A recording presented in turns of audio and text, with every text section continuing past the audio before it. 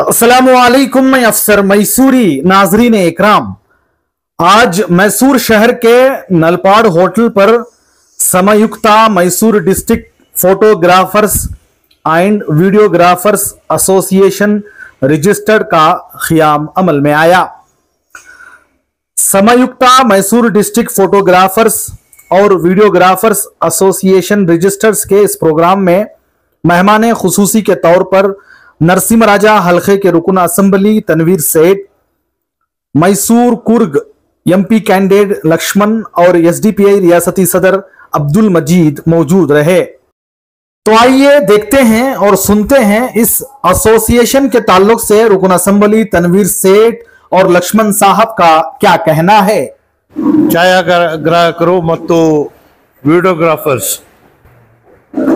ಸಂಯುಕ್ತವಾಗಿ ಒಂದು ಸಂಘಟನೆಯನ್ನು ಹುಟ್ಟಾಕಿ ಅದರ ಉದ್ಘಾಟನೆಗೆ ನನ್ನನ್ನು ಆಹ್ವಾನಿಸಿದ್ದೀರ। ಯಾವುದೇ ಸಮುದಾಯ ಆಗಿದ್ರೂ ಕೂಡ ನಾವು ಏಕಾಂಗಿಯಾಗಿ ಎಲ್ಲವೂ ಮಾಡಕ್ಕೆ ಸಾಧ್ಯ ಅನ್ನೋದು ಇವತ್ತು ಎಲ್ಲೋ ಒಂದು ಕಡೆಗೆ ಅದು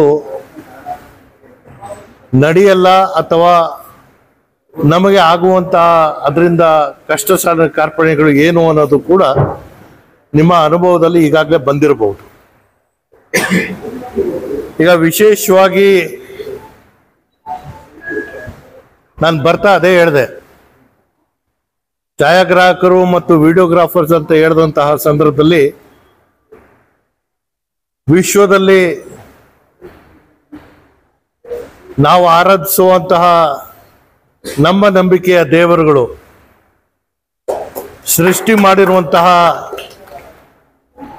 ಈ ಲೋಕಕ್ಕೆ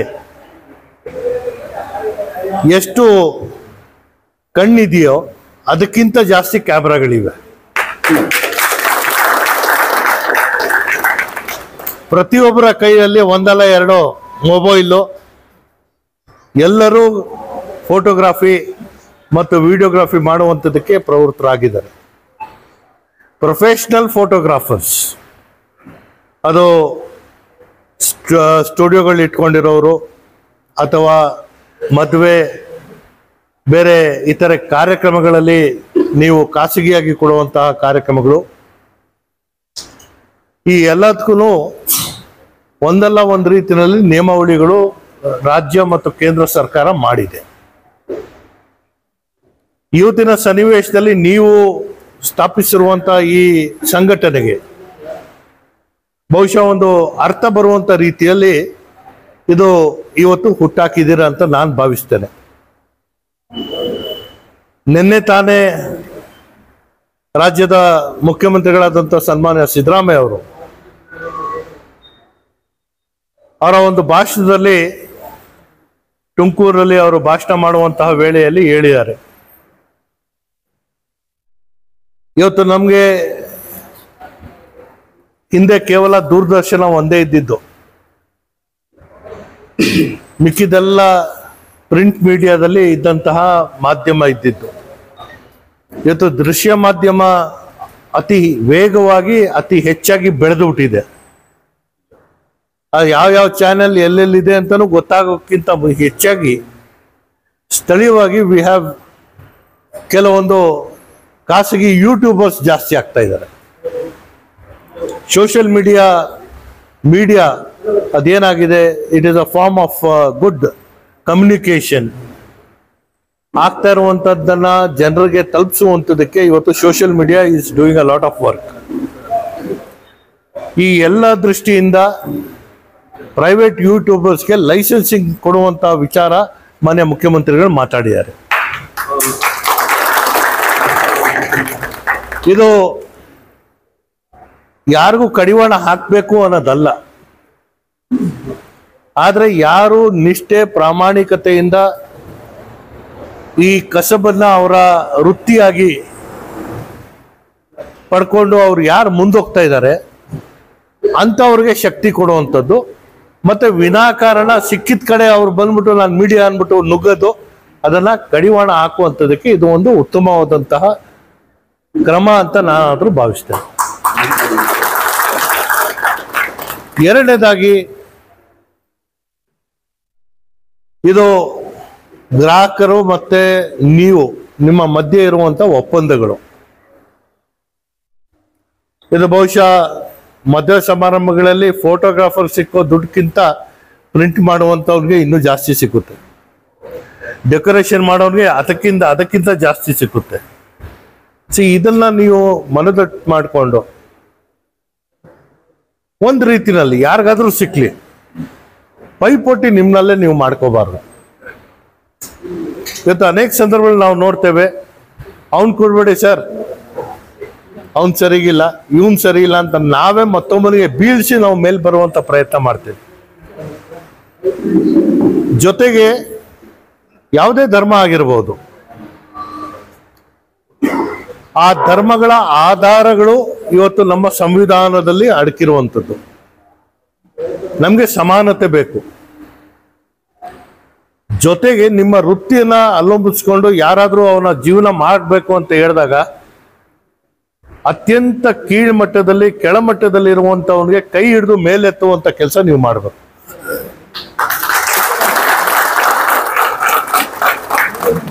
ಅದಾದ್ರೆ ಮಾತ್ರ ನಿಮ್ಮ ವೃತ್ತಿ ಎಲ್ಲ ಜೀವಂತವಾಗಿ ಇಟ್ಕೊಳ್ಳುವಂಥದ್ದು, ಜೊತೆಗೆ ನಿಮ್ಮ ವೃತ್ತಿಗೆ ಹೊಸದಾಗಿ ಬರುವಂತವ್ರಿಗೆ ಶಕ್ತಿ ಕೊಡುವಂತ ಕೆಲಸ ನೀವು ಮಾಡಬಹುದು. ಸಂಘಟನೆ ಮಾಡುವಂತ ದೃಷ್ಟಿಕೋನಗಳು ನಿಮ್ದು ಏನಾಗಿದೆ,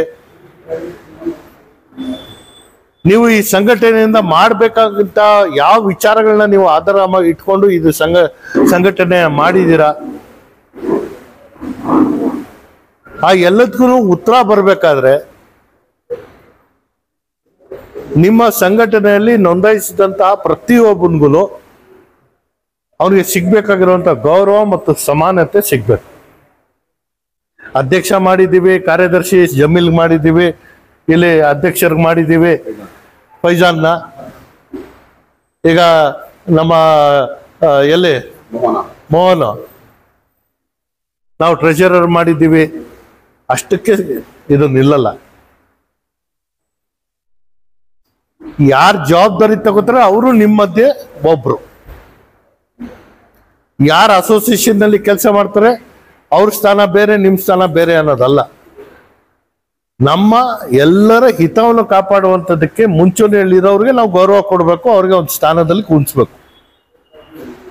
ಆದ್ರೆ ನಮ್ಗಿರುವಂತ ನೋವು ಏನು, ಯಾವುದೇ ಒಂದು ವೃತ್ತಿ ಆಗಿರ್ಬೋದು, ಯಾವುದೇ ಒಂದು ಜೀವನ ಉಪಯೋಗದಲ್ಲಾಗಿರ್ಬೋದು, ಯಾವುದೇ ಶಾರ್ಟ್ಕಟ್ ಇಲ್ಲ. ಶ್ರಮ ಇಲ್ಲದೆ ಫಲ ಇಲ್ಲ. ಜೊತೆಗೆ ನಿಮ್ಮ ವೃತ್ತಿಯಲ್ಲಿ ಹೆಸರೇ ಗಳಿಸ್ಕೊಳ್ಳೋದು ಬಹಳ ಕಷ್ಟ. ಹೆಸರೇ ಗಳಿಸ್ಕೊಂಡಂತಹ ಸಂದರ್ಭದಲ್ಲಿ ಅದನ್ನು ಉಳಿಸ್ಕೊಂಡು ಹೋಗೋದು ಇನ್ನಷ್ಟು ಕಷ್ಟ. ಇದನ್ನ ಮನಸ್ಸಿನಲ್ಲಿ ಇಟ್ಕೊಂಡಂತಹ ಸಂದರ್ಭದಲ್ಲಿ ನಿಮ್ಮ ಮೇಲೆ ಜವಾಬ್ದಾರಿ ಬರುವಂತದ್ದು ಏನಂದ್ರೆ, ಮೈಸೂರು ನಗರ ವ್ಯಾಪ್ತಿಯಲ್ಲಿ ಯಾರು ಬಿಟ್ಟೋಗ್ಬಾರ್ದು. ಜೊತೆಗೆ ನಿಮ್ಮಲ್ಲಿ ಒಂದು ಉದ್ದೇಶಗಳು ಸ್ಪಷ್ಟವಾಗಿರ್ಬೇಕು. ನಾವು ಏನ್ ಮಾಡ್ತೀವಿ, ಏನ್ ಮಾಡಲ್ಲ ಅನ್ನೋದು. ಸಂಘಟಿತವಾಗಿ ನಿಮ್ಮ ಬೇಡಿಕೆಗಳನ್ನ ನೀವು ನಮ್ಮ ಮುಂದೆ ಇಟ್ಟಾಗ ಅದಕ್ಕೆ ಏನಾದ್ರೂ ಒಂದು ಸಹಾಯ ಸರ್ಕಾರದಿಂದ ಯಾವ ರೂಪದಲ್ಲಿ ಕೊಡಿಸ್ಬೋದು ಅನ್ನೋದು ಮಾಡ್ಬೋದು. ಈ ಎಲ್ಲದಕ್ಕಿಂತ ಹೆಚ್ಚಾಗಿ ಏನಾಗಿದೆ ಅಂತ ಹೇಳಿದಾಗ, ಸೆಲ್ಫ್ ಎಂಪ್ಲಾಯ್ಡ್ ಎಲ್ಲರೂ, ನೀವು ಫೋಟೋಗ್ರಾಫರ್ಸ್ ಒಂದು ಸ್ಟುಡಿಯೋ ಇಟ್ಕೊಂಡಂತಹ ಸಂದರ್ಭದಲ್ಲಿ ಅಥವಾ ಒಂದು ಕ್ಯಾಮ್ರಾ ಇಟ್ಕೊಂಡಂತಹ ಸಂದರ್ಭದಲ್ಲಿ ಆ ವೃತ್ತಿಗೆ ಮಾಲೀಕರು ನೀವೇ. ಅದನ್ನ ಮನಗಂಡ್ಕೊಂಡು ನಿಮ್ಮ ಜೊತೆಗೆ ಸಹಾಯ ಮಾಡುವಂಥದ್ದಕ್ಕೆ ನಿಮ್ಮ ಜೊತೆ ಇರುವಂಥದ್ದು ಸ್ಟುಡಿಯೋನಲ್ಲಿ ಕೆಲಸ ಮಾಡ್ಬೋದು, ಅಥವಾ ಅವ್ರು ಪ್ರಿಂಟಿಂಗ್ ಮಾಡ್ಬೋದು, ಅಥವಾ ಅವರು ನಿಮ್ಮ ಯಾವುದೇ ರೀತಿಯಲ್ಲಿ ನಿಮ್ಮ ಸಹಾಯಕ್ಕೆ ನಿಲ್ತಿರೋರಿಗೆ ಅವ್ರಿಗೂ ಶಕ್ತಿ ಕೊಡುವಂಥ ಕೆಲಸ ನೀವೆಲ್ಲರೂ ಮಾಡಬೇಕು. ಕೆರೆಯಿಂದ ಒಂದಷ್ಟು ನೀರು ಹೊರಗೆ ತಂದ್ರೆ ಕೆರೆಗೇನು ನಷ್ಟ ಆಗಲ್ಲ. ಆದ್ರೆ ತಗೊಂಡವನ್ಗೆ ಅದರ ಅವಶ್ಯಕತೆ ಇತ್ತು, ಅವ್ನು ತಗೊಂಡಿಯಾನೆ. ಅದೇ ರೀತಿಯಲ್ಲಿ ನೀವೆಲ್ಲರೂ ಬಾಳಿ ಬದುಕಬೇಕು ಅಂತ ಹೇಳಿದಂತಹ ಸಂದರ್ಭದಲ್ಲಿ ನಿಮ್ಮ ಮುಂದೆ ಬರುವಂತಹ ಕಷ್ಟಕ್ಕೆ ಯಾವ ರೀತಿಯ ನಿರ್ವಹಣೆ ಮಾಡ್ಕೋಬೇಕು ಅನ್ನೋದನ್ನ ಆಲೋಚನೆ ಮಾಡಬೇಕು. ಸರ್ಕಾರ ಎಲ್ಲವೂ ಮಾಡಿಕೊಡುತ್ತೆ ಅಂತ ಹೇಳಿದಾಗ ಅದು ನಂಬಕ್ ಸಾಧ್ಯನೇ ಇಲ್ಲ. ಸರ್ಕಾರ ಮಾಡಬೇಕಾಗಿರುವಂತ ತನ್ನ ಕೆಲಸ, ತನ್ನ ಯೋಜನೆಗಳು ಏನಿದೆ ಅದನ್ನ ಮಾಡ್ಕೊಂಡು ಹೋಗುತ್ತೆ. ಸಮುದ್ರದಲ್ಲಿರುವಂತ ಎಲ್ಲಾ ಮೀನುಗಳಿಗೂ ಹೊಟ್ಟೆ ತುಂಬ ತಿನ್ಸ್ಬೇಕು ಅನ್ನೋ ಆಸೆ ನಮ್ದಿರೋದು. ನಾವು ಎಷ್ಟು ಮೂಟೆ ತಗೊಂಡೋಗಿ ಸೋರಿದ್ರು ಯಾವ ಮೀನ್ ತಿಂತು ಯಾವ ತಿಂದಿಲ್ಲ ನಮ್ಗೆ ಗೊತ್ತಾಗಲ್ಲ. ಅದೇ ರೀತಿಯಲ್ಲಿ ಒಂದು ಜನಪರವಾದಂತಹ ಸರ್ಕಾರ ಯೋಜನೆ ಕೊಡುತ್ತೆ. ಆ ಯೋಜನೆಯ ಲಾಭ ಯಾರು ಪಡ್ಕೊಂಡ್ರು ಯಾರು ಪಡ್ಕೊಂಡಿಲ್ಲ ಅನ್ನೋದು ನಮ್ಗೆ ಗೊತ್ತಾಗಲ್ಲ. ನಿಮ್ಮ ಅಸೋಸಿಯೇಷನ್ ಮೂಲಕ ರಿಜಿಸ್ಟರ್ ಆಗಿರುವಂತ ನಿಮ್ಮ ಫೋಟೋಗ್ರಾಫರ್ಸ್, ವಿಡಿಯೋಗ್ರಾಫರ್ಸ್ ಮತ್ತೆ ಅವರ ಜೊತೆಗೆ ಕೆಲಸ ಮಾಡುವಂತಹ ಸಿಬ್ಬಂದಿಗೆ ಮೊಟ್ಟ ಮೊದಲಾಗಿ ಒಂದು ಇನ್ಶೂರೆನ್ಸ್ ಮಾಡುವಂತ ಕೆಲಸಕ್ಕೆ ಮುಂದಾಗಿ, ಹೆಲ್ತ್ ಇನ್ಶೂರೆನ್ಸ್. ನೀವು ಸರಿಯೋ ತಪ್ಪೋ ಈ ವೃತ್ತಿಯಲ್ಲಿ ಬಂದ್ಬಿಟ್ಟಿದ್ದೀರ. ಕಷ್ಟ ಇದೆಯೋ ಸುಖ ಇದೆಯೋ ಅದನ್ನ ಯಾರು ಕೇಳಕ್ ಹೋಗಲ್ಲ. ಸಂಪಾದನೆ ಮಾಡಿದ್ರೆ ಅದು ನಿಮ್ಗೆ, ನಷ್ಟ ಆದ್ರೆ ನಿಮ್ಗೆ, ಎಲ್ಲೋ ತೊಂದರೆ ಸಿಕ್ಕಾಕೊಂಡಿದ್ರೆ ನಿಮ್ಗೆ. ಆದ್ರೆ ಒಂದ್ ಹೇಳ್ತೇನೆ, ಬದುಕುವಂತ ವಿಧಾನಕ್ಕೆ ನಾವು ಮುಂದಾದಂತಹ ಸಂದರ್ಭದಲ್ಲಿ ನಾವು ಏನ್ ಕಷ್ಟ ಪಡ್ತಾ ಇದ್ದೀವಿ, ನಾಳೆ ನಮ್ಮ ಮಕ್ಕಳು ಕಷ್ಟ ಪಡಬಾರ್ದು ಅನ್ನೋದಿದ್ರೆ ನಿಮ್ಮ ಮಕ್ಕಳಿಗೆ ಉತ್ತಮವಾದಂತ ಶಿಕ್ಷಣ ಕೊಡಬೇಕು.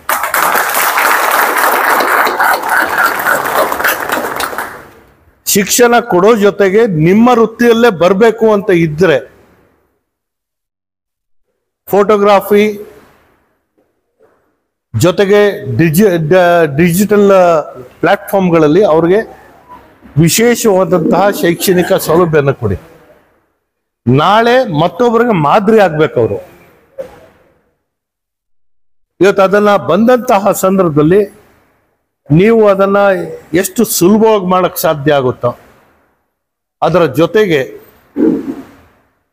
ಪ್ರಾಮಾಣಿಕತೆ ನಿಮ್ಮ ವೃತ್ತಿಯಲ್ಲಿ ಬಹಳ ಪ್ರಮುಖವಾದಂತಹ ಪದ. ಮದುವೆ ಸಮಾರಂಭಗಳಾಗಿರ್ಬೋದು, ಮತ್ತೊಂದಾಗಿರ್ಬೋದು, ಫೋಟೋಗಳು ತೆಗೆದು ಎಲ್ಲ ತಂದ್ಕೊಡು ಅಂದ್ರೆ ಮದುವೆ ಆಗಿ ಮಕ್ಕಳು ಹುಟ್ಟುಬಿಡ್ತವೆ, ನಿಮ್ ಕ್ಯಾಮ್ರಾ ನಿಮ್ಮ ಆಲ್ಬಮ್ ಬರಲ್ಲ. ಇಂಥ ಕಷ್ಟಗಳು ಇದೆ. ಯಾಕಾಗುತ್ತೆ ಅನ್ನೋದು ನಾನು ಅದನ್ನ ವಿಶ್ಲೇಷಣೆ ಮಾಡಕ್ ಹೋಗಲ್ಲ. ಸಮಯ ಪ್ರಜ್ಞೆ ಇರಲಿ. ನಿಮ್ಮ ಮುಂದೆ ಬರುವಂತ ಗ್ರಾಹಕರಿಗೆ ಅವರಿಂದ ನಿಮ್ಗೆ ಅನುಕೂಲ ಆಗ್ಬೇಕು ಅನ್ನೋದಿದ್ರೆ ಅವರ ಸೇವೆ ಸಮಯಕ್ಕೆ ಮಾಡಿಕೊಡಿ. ಆವಾಗ ನಿಮ್ಮ ಏನು ನೀವು ಇರುವಂತಹ ಒಂದು ಸಾಕ್ಷಿ ಸಮಾಜದಲ್ಲಿ ಉಳ್ಕೋತದೆ. ಇಲ್ಲ ಅಂತ ಹೇಳಿದ್ರೆ ಏನಾಗುತ್ತೆ, ಯಾರು ಬೇಕಾಗಿಲ್ಲ ಕಡೆ ನಾವೇ ನಮ್ಮ ಮೊಬೈಲ್ನಲ್ಲಿ ತೆಗ್ಬಿಡೋಣ ಫೋಟೋಗಳು ಅಂತಾರೆ. ಅದಾಗಬಾರ್ದು. ನೀವು ಕೆಲಸ ಮಾಡೋದ್ರಲ್ಲಿ ನಿಮ್ಗೆ ಸಿಗ್ಬೇಕಾಗಿರುವಂತ ಗೌರವಧನನೂ ಸಿಗ್ಬೇಕು, ಗೌರವನೂ ಸಿಗ್ಬೇಕು, ನಿಮ್ಮ ವೃತ್ತಿಗೂ ಗೌರವ ಬರಬೇಕು. ಜೊತೆಗೆ ಇರುವಂತಹ ನ್ಯೂನತೆಗಳು, ನಿಮ್ಗೆ ಎಲ್ಲೆಲ್ಲಿ ಕಷ್ಟಗಳಾಗ್ತಾ ಇದೆ ಆ ಕಷ್ಟಗಳಿಗೆ ಪರಿಹಾರ ಏನು ನೀವು ಲಿಸ್ಟ್ ಮಾಡಿ ನನ್ಗೆ ಹೇಳಿದಾಗ ನಾನು ಯಾವ ಇಲಾಖೆಗೆ ಬರಬೇಕು, ಏನ್ ಮಾಡಬೇಕು, ನಿಮ್ಗೆ ಏನ್ ಶಕ್ತಿ ಕೊಡಬೇಕು ಅದ್ ಮಾಡೋಣ. ಎಲ್ಲವೂ ಯಶಸ್ಸನ್ನೇ ನೀವು ಬರ್ಕೊಂಡು ಕೂತಿದ್ರೆ ಯಾರೂ ಬೇಕಾಗಿಲ್ಲ.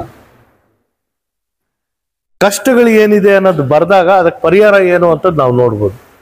ನನ್ನ ತಪ್ಪಿಂದ ಈ ಕಷ್ಟ ಆಗ್ತಾ ಇದೆಯೋ ಅಥವಾ ಇರುವಂತ ನಿಯಮಾವಳಿ ಪ್ರಕಾರ ಕಾನೂನಿನ ತೊಡಕಿಂದ ನನ್ ಕಷ್ಟ ಆಗ್ತಾ ಇದೆಯೋ.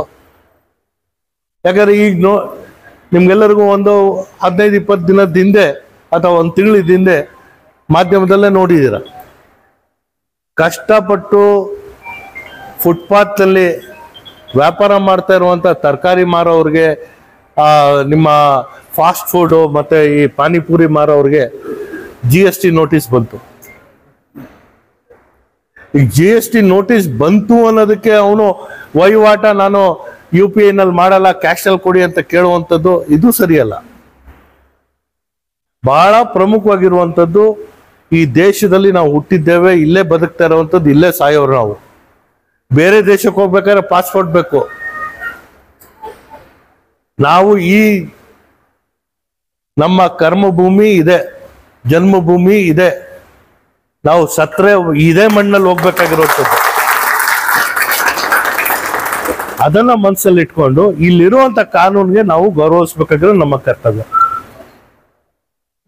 ಈ ಕೆಲವು ಫೋಟೋಗ್ರಾಫರ್ಸು ಬಹಳ ಅರ್ಜೆಂಟ್ ಇದೆ ಹೆಲ್ಮೆಟ್ ಹಾಕಳ, ಅವ್ರಿಗೂ ರಿಯಾಯಿತಿ ಇಲ್ಲ. ಕಾನೂನು ಏನು ಹೇಳುತ್ತೆ ಅದು ಕೇಳೋಣ. ಅಲ್ಲಿ ಏನಾದರೂ ಸಮಸ್ಯೆ ಇದ್ದಾಗ ಅದಕ್ಕೆ ಪರಿಹಾರ ಏನು ಅಂತ ನಾವು ಮಾತಾಡೋಣ. ಜವಾಬ್ದಾರಿ ಇವತ್ತೇನು ಅಧ್ಯಕ್ಷರಾದ ಫೈಜಾನು, ಕಾರ್ಯದರ್ಶಿ ನಮ್ಮ ಜಮೀಲು, ನಮ್ಮ ಮೋಹನು, ನೀವೆಲ್ಲ ಯಾವ ಪದಾಧಿಕಾರಿಗಳಾಗಿದ್ದೀರಾ, ಇದು ಅಷ್ಟು ಸುಲಭವಾದಂಥ ಕುರ್ಚಿ ಅಲ್ಲ. ಇಲ್ಲಿ ಕೂತ್ಕೊಂಡಂತಹ ಸಂದರ್ಭದಲ್ಲಿ ಎಲ್ಲರಿಗೂ ನ್ಯಾಯ ದೊರಕಿಸ್ಕೊಡ್ಬೇಕು, ಎಲ್ಲರಿಗೂ ಸಿಗ್ಬೇಕಾಗಿರುವಂಥ ಸೌಲಭ್ಯಗಳು ಸಿಗಬೇಕು, ಇರುವಂಥ ನಿಮ್ಮ ಸಮಸ್ಯೆಗಳಿಗೆ ಪರಿಹಾರ ಸಿಗ್ಬೇಕು. ಪರಿಹಾರ ಕೇಳಬೇಕು ಅಂತ ಹೇಳ್ಬಿಟ್ಟು ನನಗೆ ಎಲ್ಲ ಪೊಲೀಸ್ ಸ್ಟೇಷನ್ ಕಂಪ್ಲೇಂಟ್ ಆಗಿ ಬಿಡಿಸ್ಕೊಡಿ ಅಂದ್ರೆ ಅಲ್ಲ. ನಿಮ್ಮ ವೃತ್ತಿಗೆ ಬೇಕಾಗಿರುವಂತಹ ಶಕ್ತಿ, ನಿಮ್ಮ ವೃತ್ತಿನಲ್ಲಿರುವಂತಹ ಸಮಸ್ಯೆಗಳಿಗೆ ಪರಿಹಾರ ಬಹಳ ಸ್ಪಷ್ಟವಾಗಿ ನಾವು ಸಂಘದಿಂದ ಯಾವ ರೀತಿಯ ಕೆಲಸ ಕಾರ್ಯಗಳನ್ನ ಬಯಸ್ತೀವಿ ಅನ್ನೋದನ್ನ ನೀವು ಸ್ಪಷ್ಟವಾಗಿ ನಾವು ಅರ್ಥ ಮಾಡ್ಕೋಬೇಕು. ಅದಾದ್ರೆ ಮಾತ್ರ ನಮ್ಮ ಈ ಸಂಘಟನೆಗೆ ಒಂದು ಗೌರವ ಬರುತ್ತೆ. ನಾವು ನಾಳೆ ದಿವಸ ನಿಮ್ಗೆ ಜೊತೆ ನಿಂತು ನಿಮ್ಗೆ ಸಹಾಯ ಮಾಡ್ತೀವಿ ಅಂತ ಹೇಳಿದಾಗ ಅದು ಕಾನೂನಿನ ಚೌಕಟ್ಟಿನಲ್ಲಿ ಇರಬೇಕು. ಇದು ಮಾಡ್ತೀರಾ. ಜೊತೆಗೆ ಒಂದು ಕೆಲಸ ಇಲ್ಲ, ನನಗೆ ಜೀವನಕ್ಕೆ ಯಾವುದೇ ಮಾರ್ಗ ಇಲ್ಲ, ನಾನು ಕಳ್ತನ ಮಾಡ್ತೀನಿ, ನಾನು ಎಲ್ಲೋ ದರೋಡೆ ಮಾಡ್ತೀನಿ ಅಂತ ನಾನು ಯಾರು ಸಹಾಯ ಮಾಡಕ್ ಹೋಗಲ್ಲ. ಒಂದು ವೃತ್ತಿ ಮಾಡ್ತೀನಿ, ಯಾರೋ ಬದುಕ್ತಾವ್ರೆ ನಾನು ಬದುಕ್ತೀನಿ ಅಂತ ಬಂದಂಥವ್ನಿಗೆ ಅವನ ಛಲ ಏನಿದೆ ನೋಡಿ ಬೆನ್ ತಟ್ಟುವಂತ ಕೆಲಸ ನೀವು ಮಾಡಿದಾಗ ನಿಮ್ಮ ಸಂಖ್ಯೆ ಇನ್ನೂ ಹೆಚ್ಚಾಗುತ್ತೆ. ಇದನ್ನ ಇವನು ನಮ್ಮ ಜೊತೆ ಸೇರ್ಕೊಂಡ, ಇವನು ಸೇರ್ಕೊಂಡ ನೋಡಿ. ಒಂದು ಈ ಭೂಮಿಗೆ ಬಂದು ಜನನ ಆಕಸ್ಮಿಕ, ಮರಣ ಖಚಿತ. ನಾವು ಏನೂ ಮಾಡಿಲ್ಲ ಅಂದ್ರೂ ಸಮಸ್ಯೆಗಳು ತಾನಕ್ಕೆ ತಾನು ಬಂದು ಸೇರ್ಕೋತದೆ, ಸಾವು ತಾನಕ್ಕೆ ತಾನು ಬರುತ್ತೆ. ಇಲ್ಲ ನಾವು ಚೆನ್ನಾಗಿ ಬಾಳಿ ಬದುಕಬೇಕು ಅಂತ ಹೇಳಿದಾಗ ನಿಮ್ಮ ಛಲ ತೋರಿಸ್ಬೇಕು. ನೀವು ಆ ಛಲ ತೋರಿಸಿದ್ರೆ ಮಾತ್ರ ನಾವು ಬೆಳೆಯಕ್ಕೆ ಸಾಧ್ಯ. ಅದು ಮಾಡುವಂಥದ್ದಕ್ಕೆ ಇವತ್ತು ಏನು ಸಂಘಟನೆ ಮಾಡ್ಕೊಡಿದ್ದೀರಾ, ಈ ಸಂಘಟನೆ ನಿಮಗೆ ಒಳ್ಳೆಯ ಮಾರ್ಗಸೂಚಿ ಕೊಡಲಿ, ಒಳ್ಳೆಯ ಶಕ್ತಿ ಕೊಡುವಂತಹ ಲಾಭದಾಯಕವಾದಂತಹ ಅಂಶಗಳು ಕೊಡಲಿ, ನಿಮ್ಮಲ್ಲಿರುವಂತಹ ವೃತ್ತಿಯಲ್ಲಿರುವಂತಹ ಸಮಸ್ಯೆಗಳಿಗೆ ಪರಿಹಾರ ಹುಡುಕುವಂತ ಒಂದು ಉತ್ತಮ ವೇದಿಕೆ ಆಗಲಿ. ಯಾವ ಯಾವ ಸಂದರ್ಭದಲ್ಲಿ ನನ್ನಿಂದ ನಿಮ್ಗೆ ಸಹಾಯ ಆಗ್ಬೇಕಾಗುತ್ತೆ, ನಾನು ಯಾವತ್ತೂ ನಿಮ್ಮ ಮಾರ್ಗದರ್ಶನಗಾಗಿ ನಾನು ಯಾವತ್ತೂ ಇರ್ತೇನೆ. ನಿಮ್ಮಿಂದ ನಿರೀಕ್ಷೆ ಇರುವಂಥದ್ದು ಇಷ್ಟೇ. ನೀವು ಯಾರಿಗೂ ತೃಪ್ತಿ ಪಡಿಸೋದು ಬೇಕಾಗಿಲ್ಲ. ನಿಮ್ ಕೈಗೆ ಸೇರುವಂಥದ್ದು ನಿಮ್ಮ ಗ್ರಾಹಕನಿಗೆ ತೃಪ್ತಿ ಪಡಿಸ್ಬೇಕಾಗಿರೋ ಜವಾಬ್ದಾರಿ ನಿಮ್ದು. ಅದ್ ಮಾಡಿದಾಗ ನಿಮ್ಮ ಬಾಂಧವ್ಯ ಗಟ್ಟಿಯಾಗುತ್ತೆ. ಒಬ್ಬನಿಗೆ ತೃಪ್ತಿ ಆದಾಗ ಅವ್ನು 4 ಜನ ಕೇಳ್ತಾರೆ, ಇಂಥವನು ಒಳ್ಳೆಯವನಿದಾನಪ್ಪ ಅಂತ. ಆ ಒಳ್ಳೆಯವನು ಅನ್ಸ್ಕೊಳ್ಳೋದು ಬಹಳ ಕಷ್ಟ.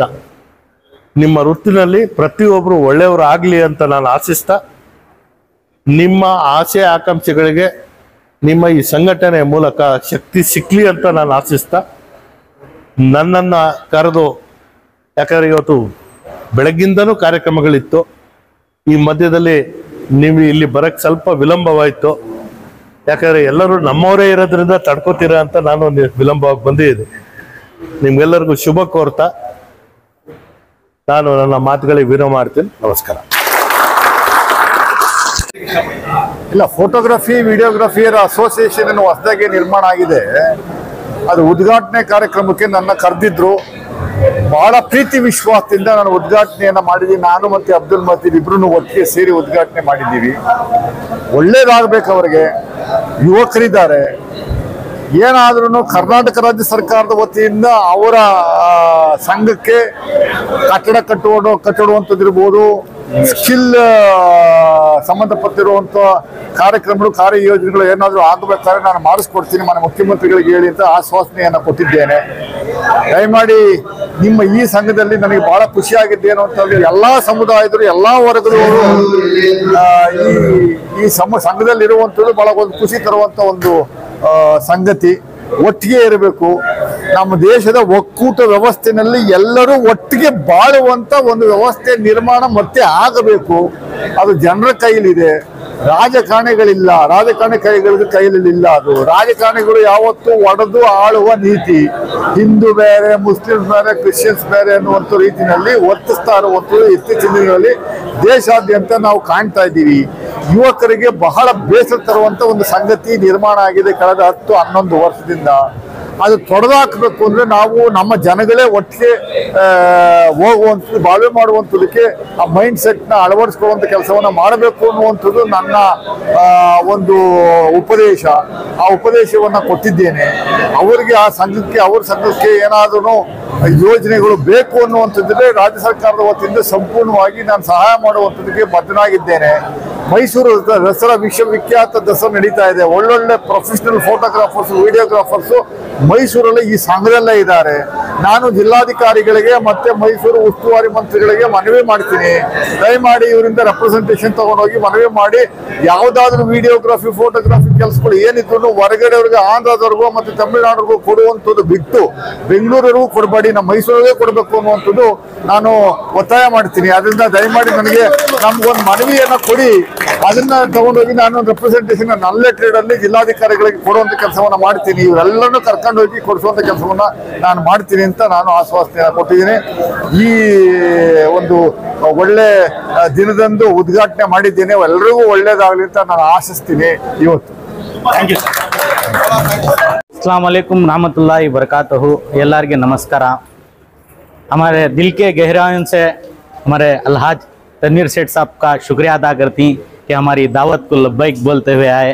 हम तहे दिल से शुक्रिया अदा करती हैं। साथ ही साथ हमारे फाजिल भाई का भी तहे दिल से शुक्रिया अदा करती हैं। जितने आप सब लोग आए सबका भी तहे दिल से शुक्रिया अदा करता हूँ।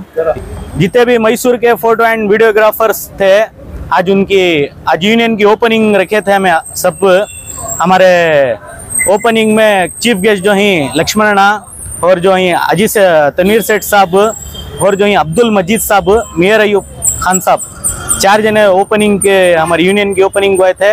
माशाल्लाह बहुत अच्छा यूनियन की ओपनिंग हुई। और तहे दिल से हमारे मीडिया वाले अफसर भी साहब का भी तहे दिल से शुक्रिया अदा करती कि हमारे खानदे से खानदा मिलाकर हमारे साथ में खड़कर थे। जैसे कि हमारे एक भाई, जितने भी मैसूर के वीडियो एंड फोटोग्राफर सही पूरे आको ही पूरे अंगा रजिस्ट्रेशन हो को है और कार्ड भी फ्लप हो को है। जो इसके अलावा जो वीडियोग्राफर एंड फोटोग्राफर बचकर हैं उनसे गुजारिश क्या कर, तो फौरन से फौरन हमारी यूनियन में आकर ज्वाइन होने की कोशिश करें। जो भी सियासतदान थे उनकी तरफ से आपको क्या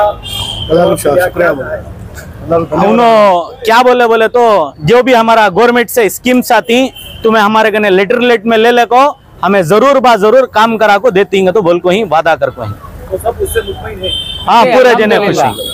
ये बनाने का मकसद क्या है? यूनियन बनाने का मकसद क्या है, तो बहुत सारे वीडियोग्राफर्स अलग-अलग पहलू में काम करते थे।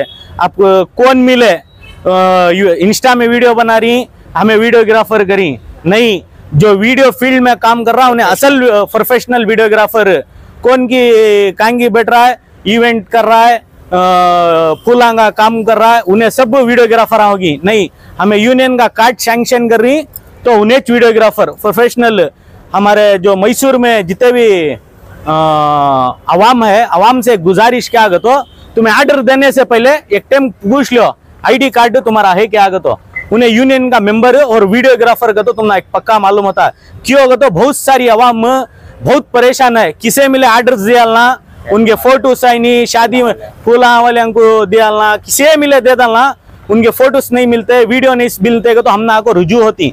उससे काजीजाना गुजारिश क्या आगे, तो यूनियन का कार्ड रहा तो एक तुमना भी तसल्ली रचे, आगे चल को तुमना क्या भी कमोपशी हुई तो फोटो एंड वीडियो के ताल्लुक से हमारी यूनियन को रुजू करे तो हमें इंशाल्लाह मंगो देने की कोशिश करती।